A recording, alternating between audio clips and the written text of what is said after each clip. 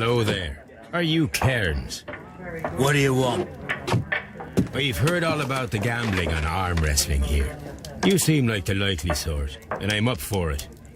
I start at 10 shillings. Suits me.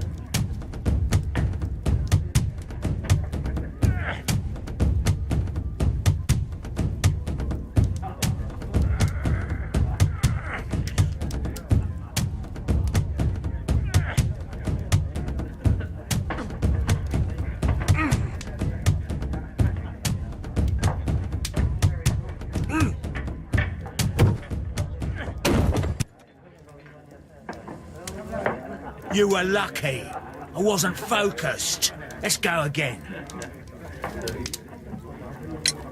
I'm ready to try again. Fine. If you want me to take all your money, no problem with that.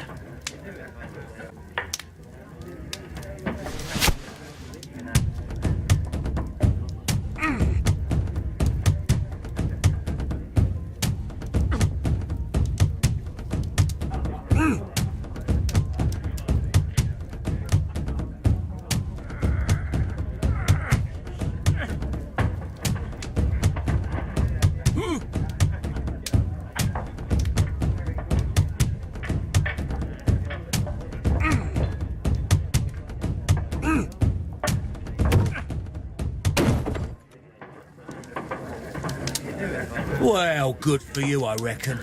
You're stronger than you look. Here's your 10 shillings. I'd like to buy you a drink. Good winner as well. That's good. Let's have a drink.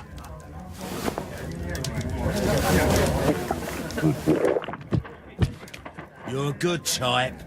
Seems you've managed to settle down in life. You've got money, eh? Not all that much. Oh, well. At least you're not as poor as me.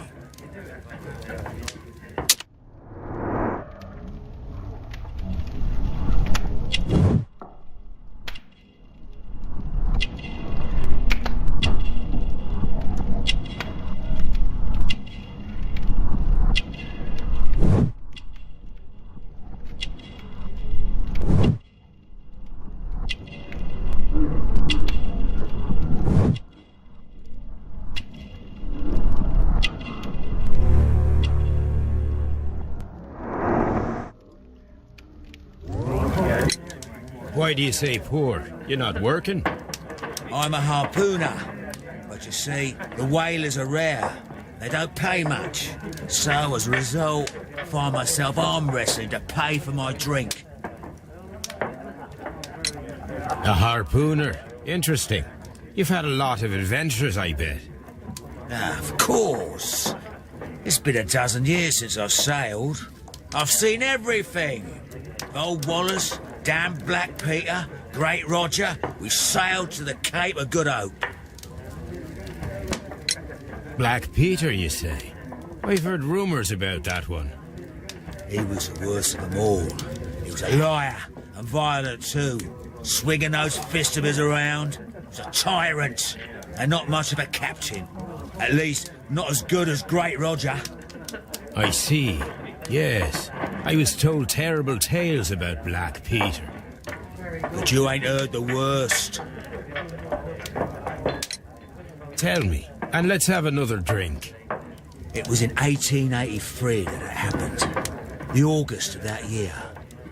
Peter Carey was captain of the Sea Unicorn, and I was a spare harpooner. We were coming out of the ice pack on our way home. One evening, we saw a little craft that had been blown north. There was only one man on her, and he wasn't a sailor. The crew must have thought that she had foundered, and they made for the Norwegian coast in the dinghy. I guess they all drowned. We took the man on board, And who was he? I dunno. During the crossing, he and the skipper enjoyed some long talks.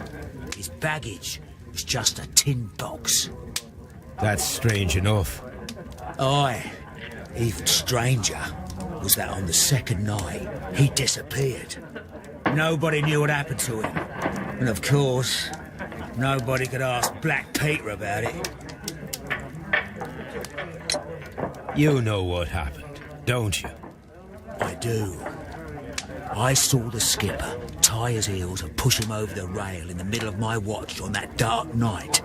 2 days before we sighted the Shetland lights. Black Peter's a murderer. Aye. Those that know him wouldn't be surprised to hear it. But all this must stay between us. All right? Of course. Back in a second. I'm off to the Ghazi. I'll be here with my drink.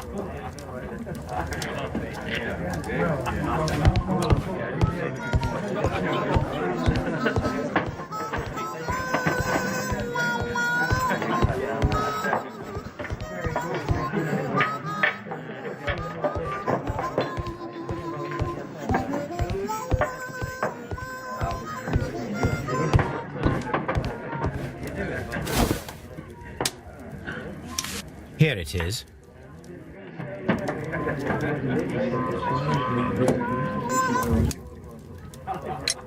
Have you got any tobacco? I've run out of mine.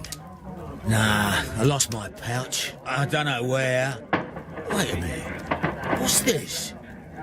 Oh, is this your tobacco pouch? Well, oh, it is. Well, I have to go now.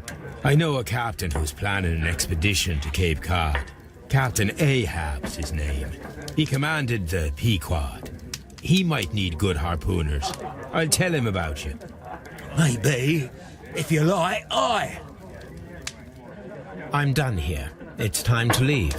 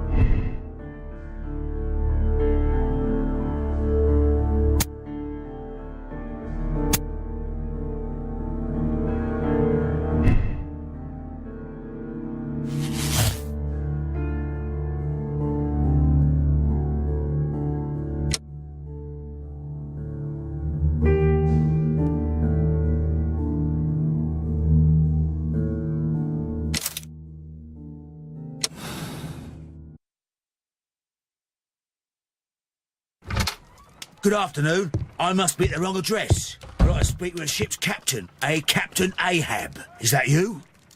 No, my name is Sherlock Holmes. That detective fella?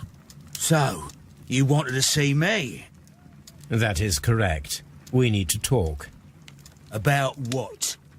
About Black Peter, who was killed in his own hut with a harpoon. You know, don't you? Yes. How? The tobacco pouch. You recognized it. Oh, the sailor. It was you. Unbelievable. Well, fine. I confess.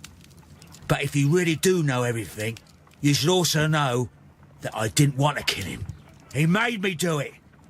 I know. Did you know about this story with the bond certificates? Did you need money? Yeah. I just wanted him to cough up a little silver. I'm out of work, and I thought maybe he could help me. Well, he refused outright, and he insulted me. I reminded him I knew all about that murder he committed at sea in 1883. Then he got mad when I spoke about his treasure. I barely just had time to throw the harpoon at him before he could jump at me with his knife. You know the truth. What will you do now? I ask that you return the bond certificates. Keep some of them. You will need them in your exile. It is better that you leave the country for a few years. And you won't say anything to the police?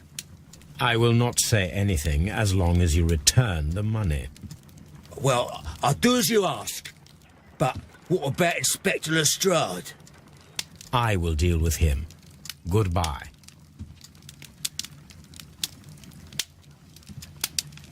It's good that you asked me to come, Mr. Holmes. We do need to talk. About what? What do you mean? Our case, Mr. Holmes. You sent me a message via your little thug. His name is Wiggins, Inspector. Telling me that the case is solved. Well, Mr. Holmes, tell me, who is our murderer and where is he? The morgue. Eh? His name is, or rather was, Pablo Coventrao. He was also on the ship with Peter Carey, and he was a harpooner. I'll tell you everything, Inspector, but do calm down.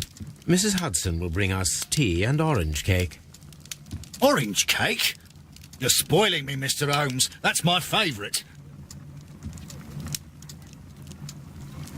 Ah, Mr. Holmes. Inspector Lestrade told me that I should thank you for clearing my name. He also said that you were waiting for me here. I came as fast as I could. I cannot thank you enough. It is all because of you that this nightmare is finally over. I believe that this belongs to you. My father's securities. Incredible! But how did you get them? It would take far too long to explain. Tell me. This is extraordinary. You are a genius. Then that may serve as an explanation. Goodbye, Mr. Nelligan, and good luck. Goodbye, Mr. Holmes. And thank you. 1,000 times thank you.